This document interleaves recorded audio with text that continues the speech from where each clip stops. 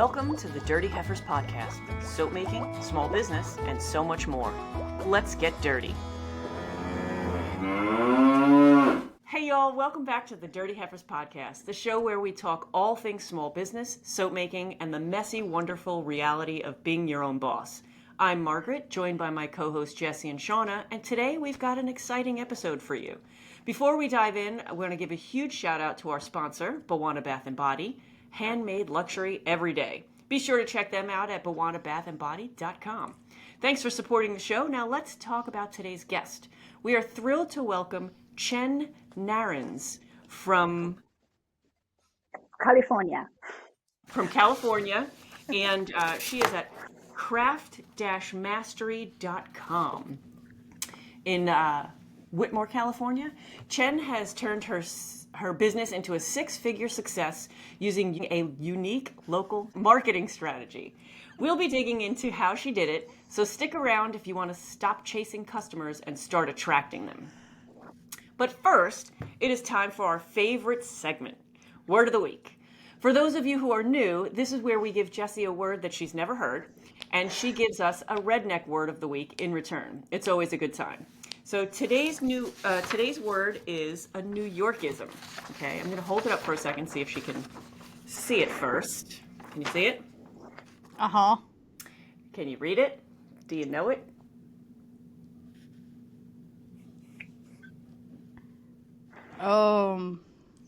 Schmear?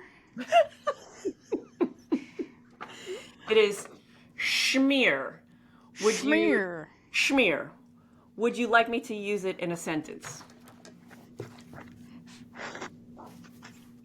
At first, I want to give you what my initial impression was when I read it. Okay. All right, I read it as schmear. Okay. And all I can see is some really big redneck guy holding a beer going, "You better get your butt over here, schmear." Is this an Yiddish word? It is a Yiddish word because, New York there's a lot of Yiddish. So I'm we guessing ain't got you none might of them know what down it there. is. So in a sentence, I might use it as, say, I'm going to head on down to the bodega. Can you pick me up in everything with a schmear? Is a bodega an OBGYN? No, bodega was already one of the words of the week. I thought you would get that. I mean, schmear, that's kind of the ending of pap smear. Is that a New Yorkism for I got to get my yearly oil change? No. Jen, feel free to jump in. Do you have a guess? I mean, you guessed that it was Yiddish. Do you have an idea what it might be? I know the word. It's not fair. It's not fair. Okay. Yeah. Should I say what it is? Sure. Jessie, Okay. what is an everything? I have no clue. Oh, that's a good one. I didn't realize. Nope. It didn't even dawn on me that she wouldn't know what an everything was. Oh my goodness. I'm What is scared New to York ask. famous for? What's one thing New York's famous for? Pizza. And? What else? And People that say coffee. Food-wise. Oh. It's not a donut. It's a a bagel. there you Bagel. go. All right. So give me an everything would be an everything bagel. With a schmear would be throw some cream cheese on that. So what's a everything bagel? An everything bagel has everything on it. It's got garlic, it's got onion, it's got poppy seeds, it's got sesame seeds, it's got salt, all on the Everything outside. season. Oh, I have seen that on TikTok. Yes, that's what it is. The everything but the bagel Okay. seasoning. All right, so you have I do. The redneck word of the day. all right, let's see Oh it. boy. Let's hear it. Y'all may have heard. It's hard to pick words y'all have not already heard me say. So, but the redneck word of the day is ranch. ranch. You didn't say ranch. You said ranch, right? Ranch. A wrench is what you use to fix your car. You need a wrench. No? Well, that is one, but ranch. Ranch. Is it the sauce? Ranch? Nope. Nope. Use it in a sentence. All right. When I get done washing them dishes, I gotta ranch them.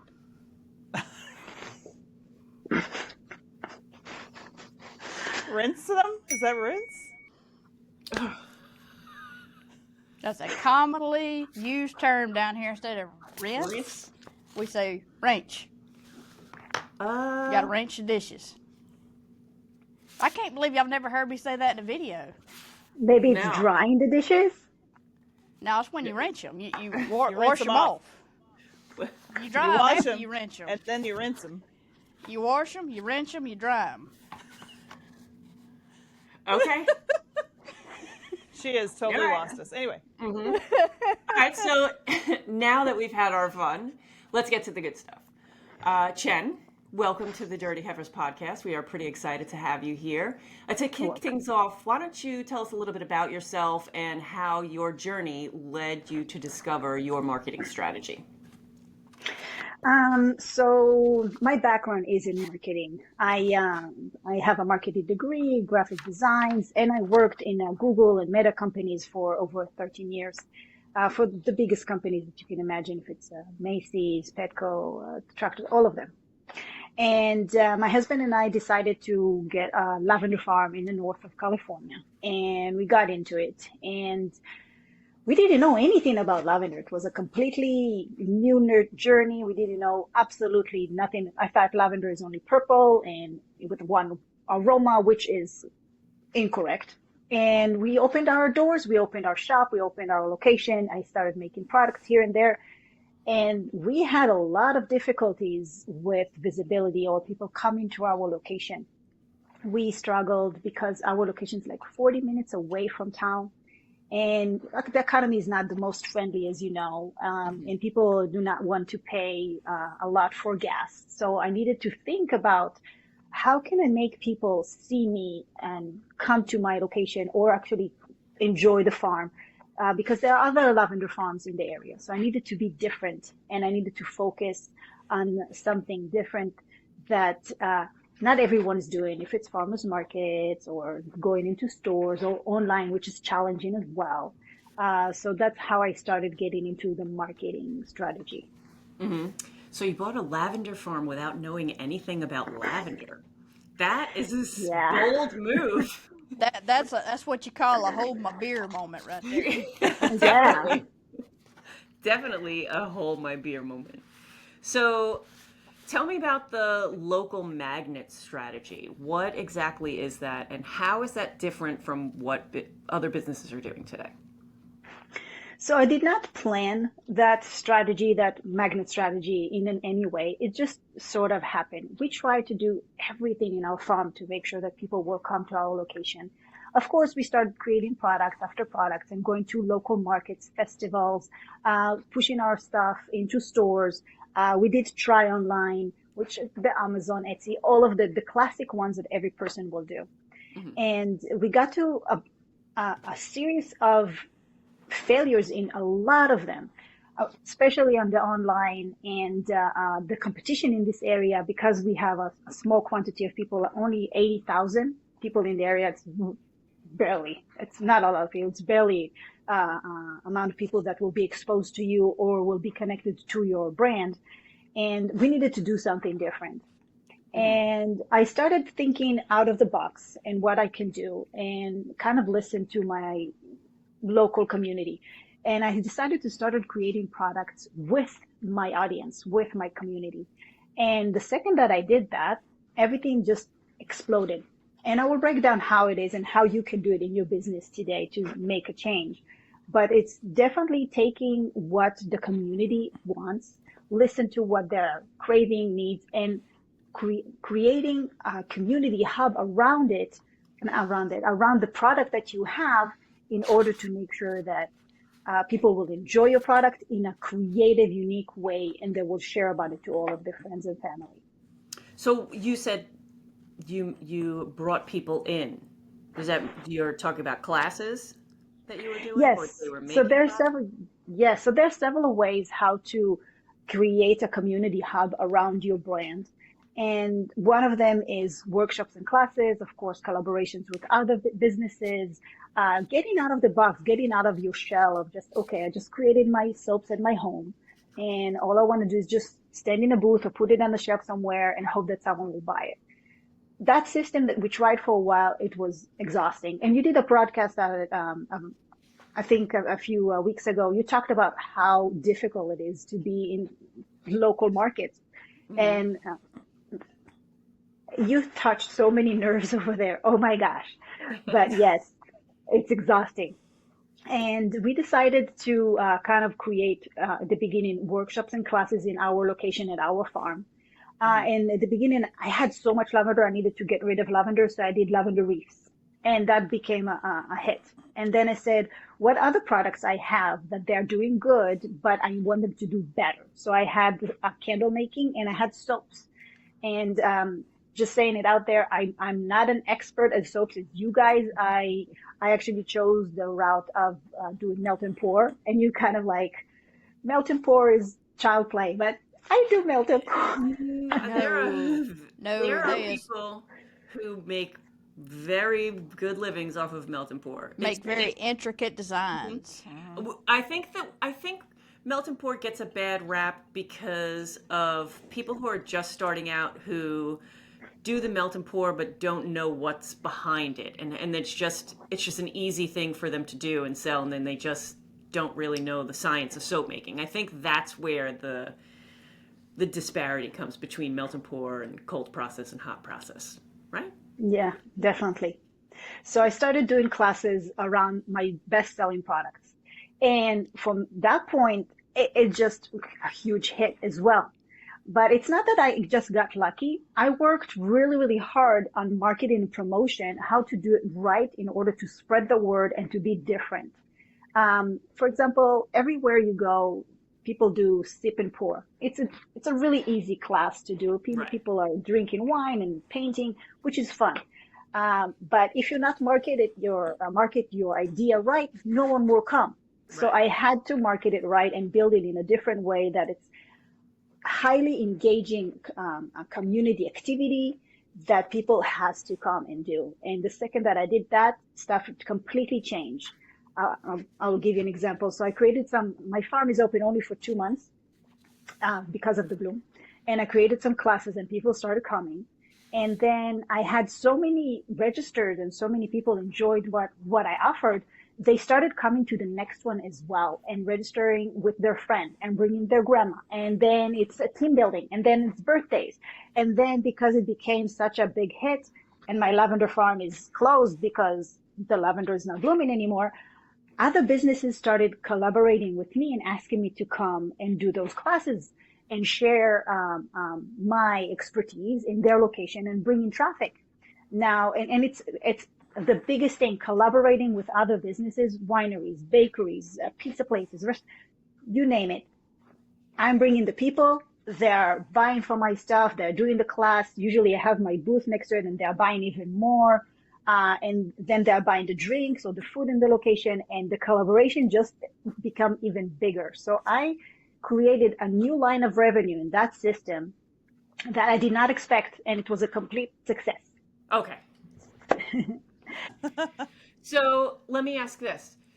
You did say like a soap, because we're all soap makers. You were doing soap class, because one of the things that I've thought about, and I've done classes, but like I've done for the Girl Scouts and the Boy Scouts and things like that on their location. I make soap out of my house, so classes in my house is not, it's not going to happen. It's, I have people here and, it's my house.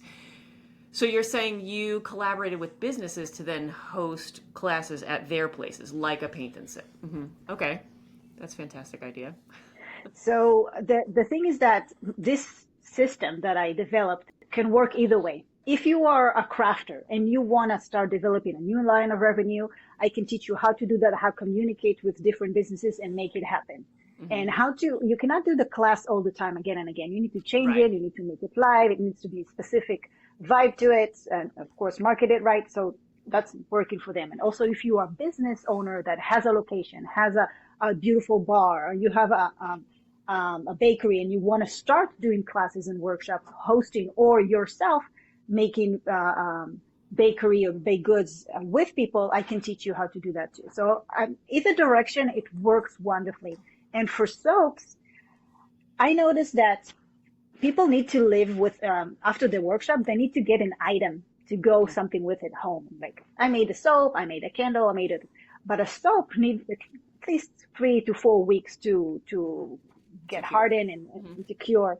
And the best practice for that was the melt and pour, because it's super quick and they can take that home and kind of like show it to the friends and use it immediately or the next day. So that's why melt and pour is working for soaps. And also I have a different student that she is doing a private one. People would love to know exactly how to make the science behind it and how to do it. And private classes are exploding in our area. So my student currently for soaps making, she's doing private classes at her home, at her kitchen, and it's super private and nice. And she's teaching one-on-one how to make those soaps. And when they're done with making the soap, they're getting a ready-made that she made a week before. Something Yeah, like that. That's smart. That's what I did when I was doing with the Girl Scouts and the Boy Scouts. Whatever I would make the day before. I would show them the whole process, and then I would let them cut it, and they got to take the bar home that they cut. And then I kept the other part. But yes. So the difference in that strategy is that I am not waiting in my shop or in my booth at people to come and buy from me or interact with me, because this is just exhausting. I just create an income ahead of time for my classes, for my events, for the collaborations, to be a speaker somewhere. All of those can work. So you're just actually changing your income. What you and I all of us are doing is we are actually creating products and waiting for someone to buy it. And that's the most case. And you put in a money investment in it ahead, and you don't know if it will work, you don't know if it will buy, and you kind of hanging in there. In that situation, I already have the materials. I already have all the stuff in my house. I can just share that knowledge. So there is no risk in that system when you do that. You just collaborate in all your materials, all your knowledge, and share that with a different person or a small group. And you're actually making a new line of revenue with what you already have. And I'm not using any ads. Everything is organic. Okay. All right. Do you guys have any questions yet? Whenever you're doing your collaborations, say with a winery or something like that, I know you said you were talking about how you talk to them, but how are you splitting up? Is it just like they're providing a space and the class is yours, and then they're just providing space that people will buy from them, or you're splitting the revenue from it? Or I'm just interested in how that business goes. Yes, that's a great question. So you need to choose the right business to work with. There's a lot of businesses that they are not familiar, or they're not accessible, or their social media will not benefit you. The vibes are wrong. So you need to choose the right business, which is crucial. Let's figure out that you do have a good one. The business that you're working with, there is several of ways that you can split the cost. When I'm doing it specifically in my classes, I am selling a ticket. For example, $60 for a class and another $9 for the wine. So it's mean that they will pay me $69. And the $9 after the amount of people who came to the class will go to the business for the wine that they had. If they don't want alcohol, they will have something else, but I'm still paying $9. So it's mean that and the thing is that I'm creating those classes in such a high frequency. I'm doing 2 to 3 classes a week. And they're all fully booked for 20 to 30 people. And if you want to see all that, you can see it at lavineyardfarms.com. You can see all my classes over there again and again with different people. So you can see how it's done. But the thing is that they're getting paid for their item, whatever they're selling, if it's a pizza, food, drink, and I'm paying for the ticket, the materials, and the experience itself. Okay. So I'm sure each place that you go to has a different way that you deal with them, right? Most of them are doing the same thing that I am getting. I'm booking the location, and then because I already known in my town, so they're asking me to go, and they know that I'm going to deliver a large quantity of people, but they know that I will pay for their the amount of drinks that they serve that day for my class, for my participants. So yes. Okay, that's nice. So in order to, I mean, they're getting, what the business is getting is they're getting extra customers because you're bringing them in. But Yes. how many people do you bring in per class? Like how many? Because what's overwhelming? What a great question. So yes, if I have 25 people in a class and I do it, for example, twice a week, it's 50 people. So it's 50 Right. people that I'm bringing, one on Friday, one on Saturday, and I'm doing it 4 times a week. 4 times a week, 4 times a month, it's 200 people. That's a lot. Right. And if Yeah. I time that with a drink that costs, for example, $9, that's 1,800 for doing nothing, just letting me use a section of their business. If it's a back room or their porch, sometimes it's an area that they're okay with it. Now, people are not only drinking one drink. Right. Every time they're having another drink, and every time they're buying a bottle, or if it's a restaurant, they're buying food. So the exposure and the profit is enormous because I'm bringing people that never heard of that location before. So the location will benefit so much from this experience working with other soap makers, candle makers. So location needs to become a community hub when they open their doors, or if you are a maker or a crafter, you need to be the community hub, and your brand, your product, your offer can be the hub to attract people to you. Mm-hmm. So do you go to the same location all the time, or do you have different locations? Because I feel like if you go to the same location all the time, it's the same people, and then eventually they'll get bored, which you said you have to switch it up. Yes. Right? So you're absolutely right. At the beginning, I started with my farm, and then when it's other locations, I started with mainly wineries, because when people drink, they buy more. Right. That makes a lot of sense. That does make. Yes. I'm just, my brain is going because I'm about 30 minutes from all of the wineries out on the east end of Long Island. So I'm like, ooh, this might be a fantastic. Yes, you can do that. You can definitely do that. I can give you all the step-by-step how to do it. But the thing is that, yes, sometimes I'm doing it in a winery. Sometimes I'm doing it in a restaurant. Sometimes if it's an activity that it's more for kids, because I have some that the audience is more for kids, and sometimes the audience for more adults or women. I can make the class to be suited to where I need. So I am changing locations, but the biggest trigger of where I'm going is actually how much they're charging me, because there are locations that they can be greedy. They will ask for 30% of my income. And I'm like, what? I cannot do that. It's not worth me coming if it's 30%. So I'm saying no. And I have places that are letting me go for free. And maybe the wine charge is less, or maybe they're just saying, just come and we will serve the drink. So it depends. It depends how the system works with every location. Mm-hmm. And what can people expect when they apply this strategy to their business? Oh, what a wonderful question as well. So first of all, I would say that the process is very, very simple, because you have all the things, you just collecting them together and you're building a workshop around your top selling product. Mm-hmm. And when you are opening that class, promoting it right, again, I'm doing everything organic and collaborating with that location to help you promote it as well, people will get slowly attraction in every direction. First of all, they will get new clients that never heard of them before. Why? Because you open an event that it's something interactive, something fun to do, and it's an experience. Currently, you're just sitting in your booth and just hoping that someone will buy your soap, your candle, whatever you're making. But in this direction, people are like, oh, I like wine. I don't mind making soaps. You're hitting a new audience completely.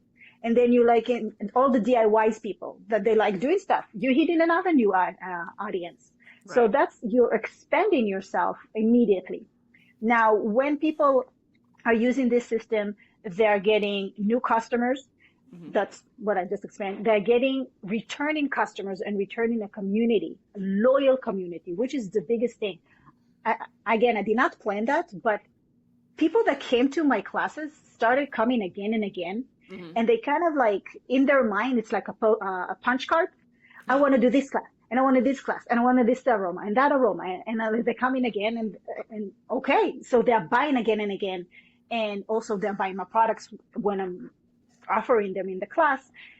And it's becoming a returning purchase. And when you're thinking about it, a person will buy your soap in what frequency? Once a month? Yeah. Yeah. And when they're doing the classes, it's not like that, because they created so many soaps. At least they're doing 3 or 4 in a class.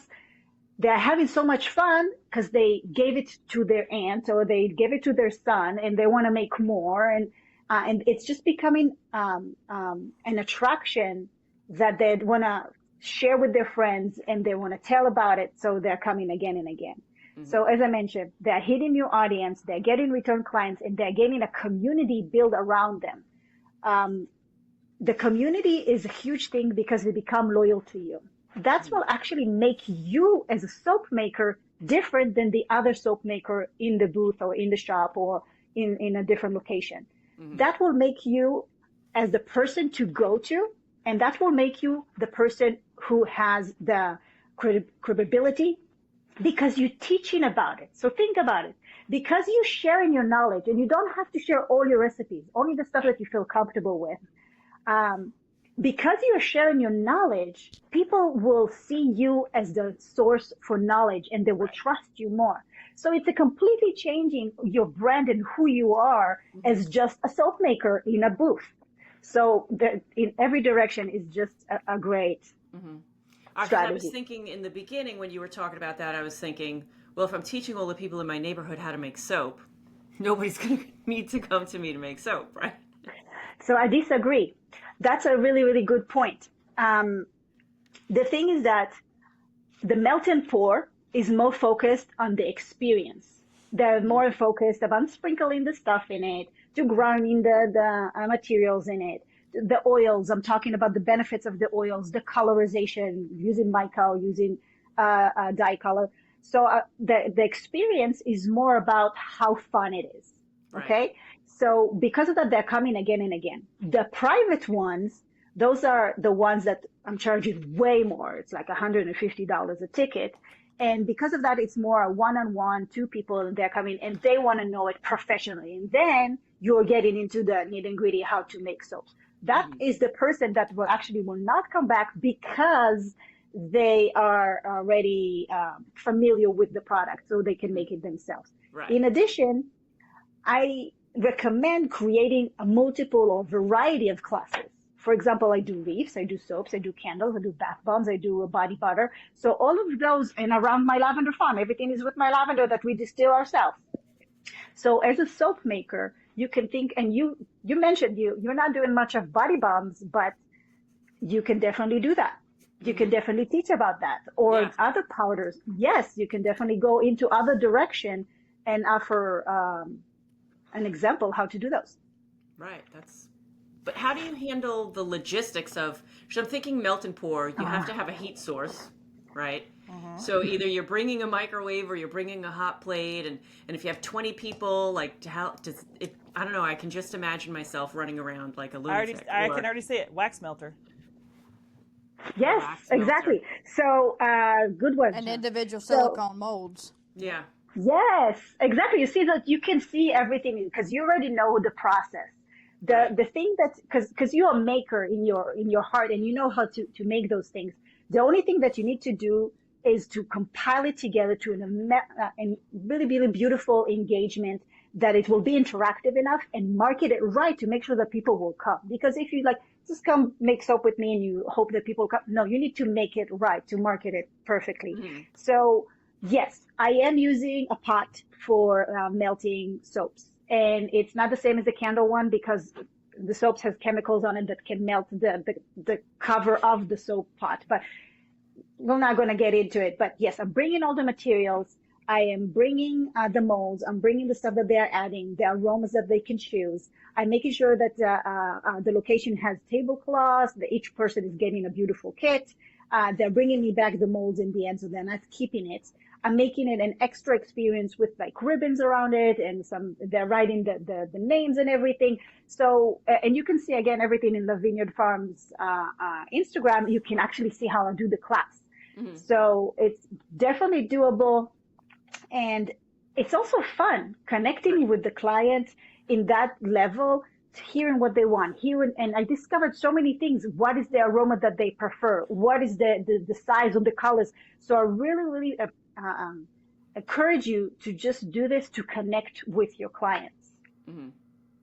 And you asked me a question earlier regarding quantity. Right. Yes, at the beginning, I did large quantity of people, and I have a speaker and everything, and it was hard and difficult. But now, because I used to have 40 in a class, now I have it down to the T. I know it's a lot, but I said to myself, if you want to come in, I'll just open it up and we'll figure it out. And I don't mind sharing with the group that my clients that I'm nervous, I'm only one, listen, and I'm making it super fun. So they become your friends. I think as a school teacher myself, having classes with 30, 35 kids in it, the amount of people is not an issue. But teaching a class like that is, I would imagine, would be completely different, because they're all interested in what you have to say. They paid to be there, so they're going to be listening to you. They're not going to be talking to their friends and, throwing things on the side. So that's a completely different They paid to be there. They're going to sit down and shut up. Yeah, they're going to sit down. Maybe not sit down and shut up, but they're certainly going to listen, right? I'm not going to be fighting for their attention. They're going to get their money's worth. Yeah. Wow, that's a really cool concept. That's got my gears turning. I know. I'm seeing in my head. I'm trying to think of another question, but I'm thinking, how could I do this and how could I do that? What could I do that? I know.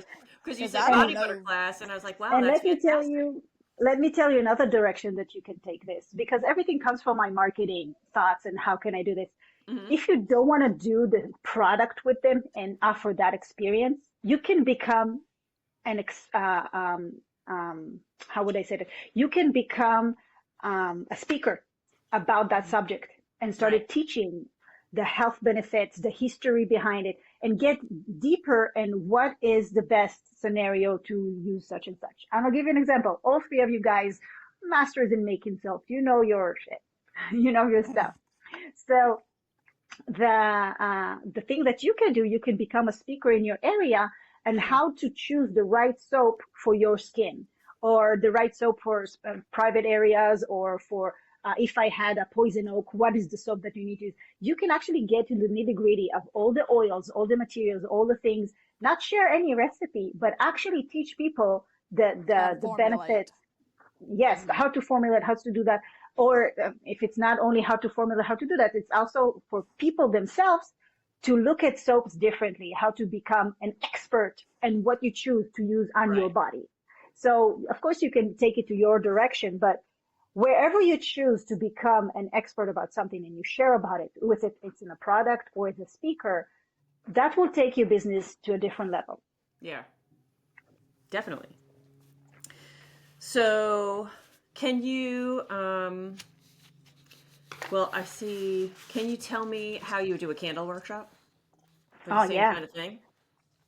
So my candle workshop started in tiny containers that they did not have enough place to do anything creative with it. Because I'm just pouring the 100% soy wax, and then if they want to add color or some flowers, and then it's done. It's boring. So you need to think, and that's what I help my students to do. You actually need to break down the class in a way that will be more interesting and to kind of completely change it. For example, in my candles, I changed the container to be with wide mouth, the wooden dough bowls. Okay. And they have more an area over there how they can design and materials and even put in a message inside it. You can reprint a message or write down a message and put it in the wax. And then when you burn it, it will get into it and the message will be discovered. So there's a lot of fun things that you can do and take it to completely new directions to make sure that the experience is special. How long do the classes typically last? Right, because I'm Good thinking, how long does question. it take? You just said candles are so simple. It take, it's just pouring it and you're done. So that would be, Hmm. 2 minutes. Uh-huh. So I'm making also the aroma as experience. I'm Hmm. talking about the benefits of the soy wax or beeswax or other things. So I'm making sure that the class is going to be with enough oomph. Right, it's got some meat to it. Yes.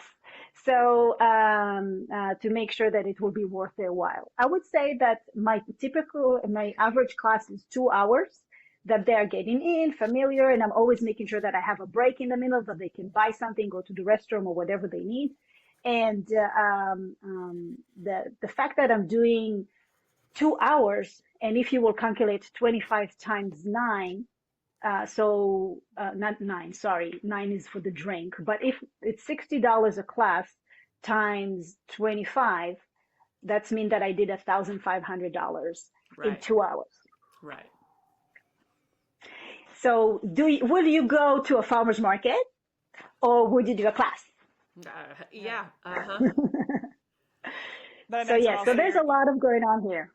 you're Yeah, buying your materials also in bulk, so you're getting them slightly cheaper. right, Exactly. right, Right. And more than that, if the class is not working for you, you already have the materials. You're using it to sell it in the farmer's market or whatever. You already have it. You didn't lose anything. I'll give you an right. example. I had a class that was a completely disaster. Why it was a disaster? I developed a class around a bubble candle. It's just a cube with a shape of a bubble around it. And I said, oh my gosh, people would love it. And they just put it out of the mold. It's going to be so cool. I tried to do the marketing and only 3 people registered. And I'm like, what? This is a disaster. What? And I can see that only 3 people registered like a week in advance. And I'm saying, I'm not going to do this class. So I can reimburse their money. The soy wax I used for my candles, the aromas I already have, everything is, I'm using it already. It's not that I wasted money on it. And unfortunately, I informed the location that not enough registered and that item is not good enough and I need to change it to a different class. So I rescheduled for a different thing. Right. So you can easily discover ahead of time when something is not going to work for you. And there is no loss in every direction. Wow. So what do how do you market it? How do you push Ah, it? That's the big that's question. Yeah, my that's secret. the nitty gritty of the situation. You can have a cool idea, but how do you Yeah, these are all reach your great audience? ideas. Yeah. So yeah, you need to work with me first to know how to do it right. But it's mainly thinking out of the box and making sure that I'll give you one that is the basic for sure.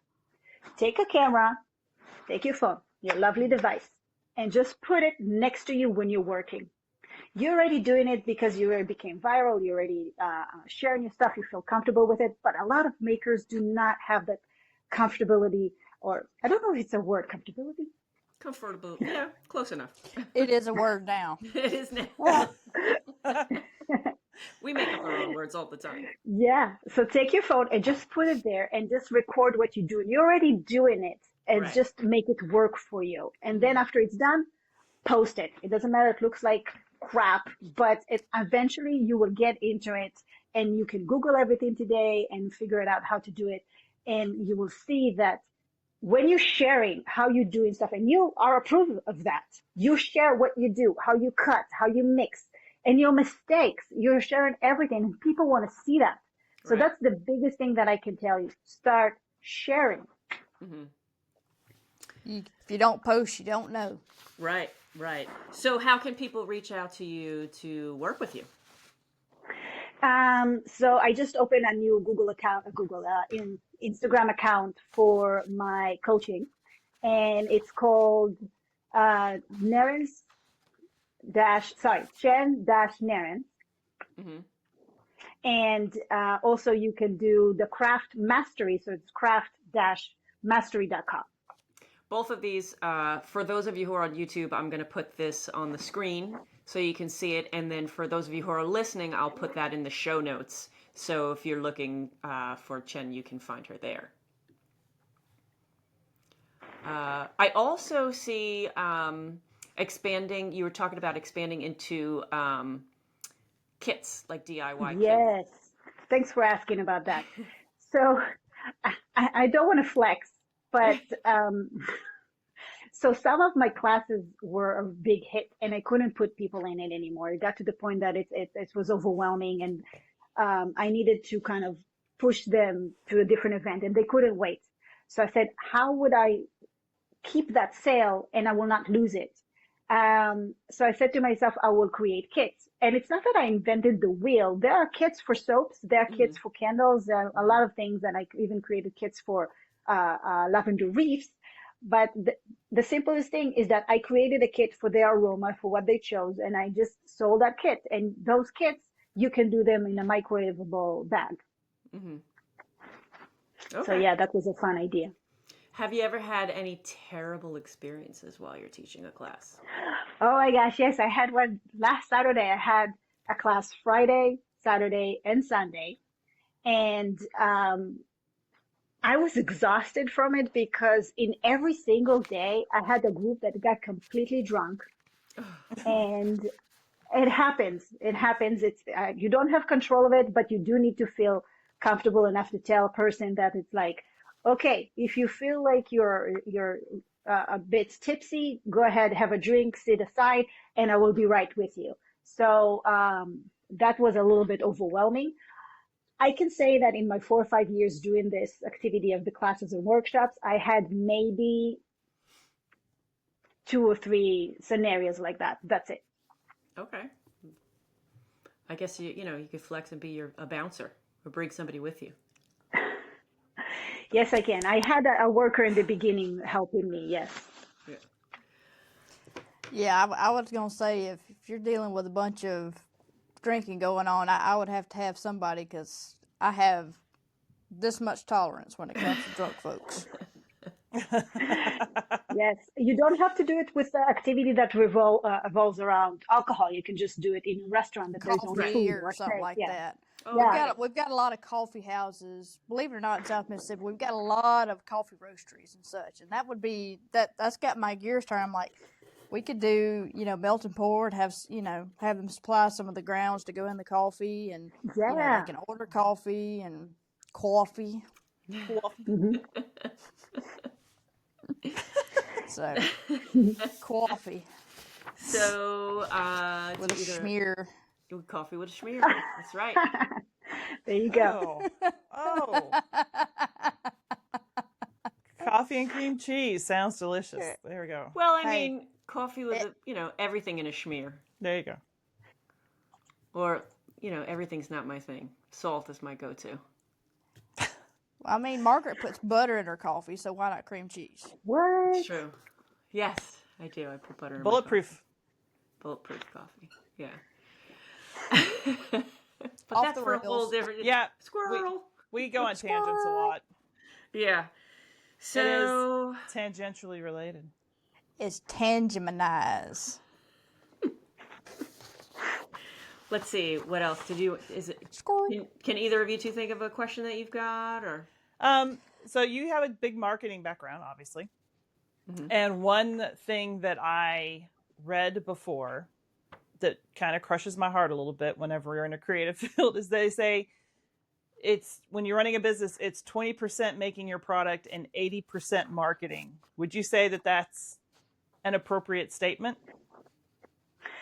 In the back of the days, yes.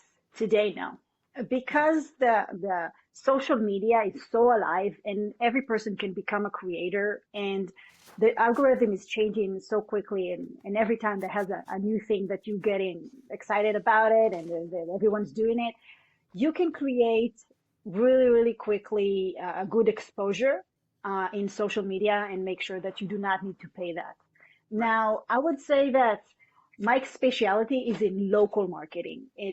It's less in social media that they are like becoming viral. It's not our goal. It's not my goal to teach my students to become viral. Right. It's actually become a local hub in your location. And the key to do that is collaboration with other businesses and making sure that you step out there and start speaking your truth. Simple as that.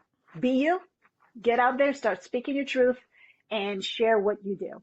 Because if you're just hiding behind your booth or just making sure that someone hoping that someone will buy from your stand in that shop. It's not enough.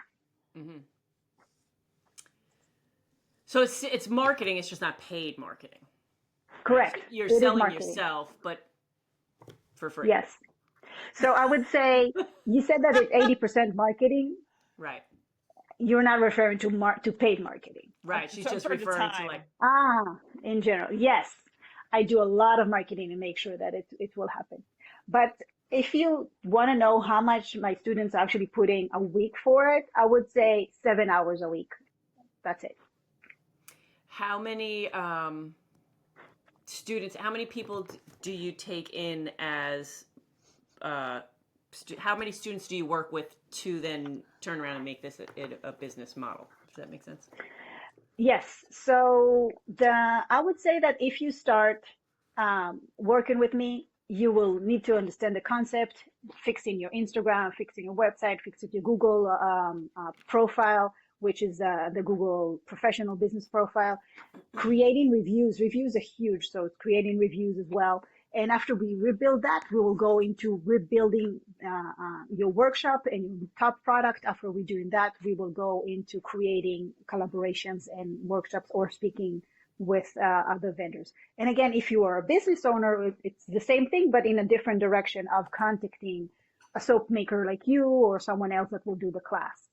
I would say that it's a process of 3 months that everything is being launched. And then after you just get it and you do a routine and everything is just falling after each other, it's just wonderful because I am selling my classes. I'm always having a class open like in another month and a half, because I'm fully booked. So I am already selling my classes in another month and a half to the people that are doing the class with me for candles, and I'm selling them the soaps. So that constantly gives me revenue and just cover all directions. That's a nice, good, constant stream. Yes, to be sustainable, which I feel like sometimes a farmer's market, a festival cannot be sustainable because if you're small, you just started and you're not awesome like you guys, you don't know how to sell your products, or you're hoping that someone will get to your booth and you're hoping that someone will show an interest and maybe they will make a big purchase.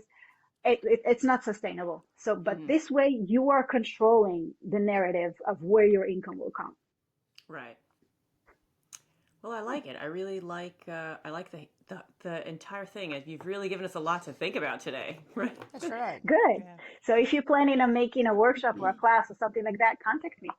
Yeah, that sounds like a fantastic idea. Chen, thank you so much for joining us today. This has been packed with so much good information. For anyone listening who wants to learn more, you can find Chen at lavineyardfarms.com or at craft-mastery.com or her Instagram at Narrens_TCM. I will put all three of those up on the screen and also in the show notes.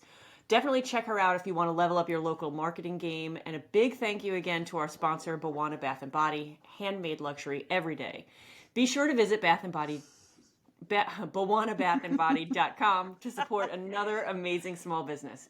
As always, don't forget to like, share, and subscribe if you enjoyed the show. And if you think you'd make a great guest, or if you know someone who would, reach out. We'd love to hear from you. Next week, we're diving into a topic that hits close to home: imposter syndrome. We'll talk about what that is, why so many entrepreneurs struggle with it, and how to push through it. You won't want to miss it.